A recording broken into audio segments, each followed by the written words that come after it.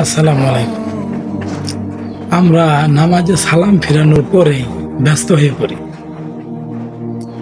আমরা নামাজে সালাম ফিরানোর পরেই ব্যস্ত হয়ে পড়ি মুনাজাত করার জন্য। কিন্তু এই সালামের পরেও অনেক গুরুত্বপূর্ণ দোয়া আছে, কিন্তু আমরা তা করি না। রাসূল সাল্লাল্লাহু আলাইহি সাল্লাম অনেক দোয়া পড়তেন, সালাম ফিরানোর পরে অনেক দোয়া পড়তেন, কিন্তু আমরা তা করি না।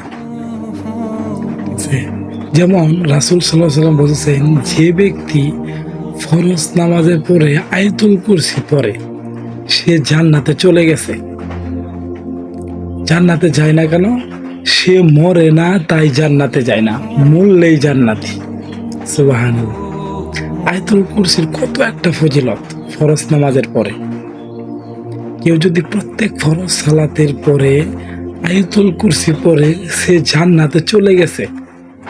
যায় না কেন? কারণ সে মরে না, তাই জান্নাতে যায় না, মরলেই জান্নাতে চলে যাবে।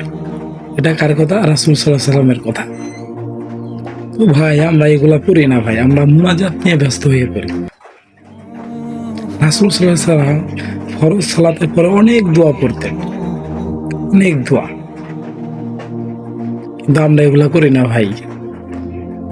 ভাই, আপনাদের কাছে একটাই অনুরোধ ভাই, আসেন আমরা সই হাদিসগুলা পড়ি, কারো কথা না শুনি।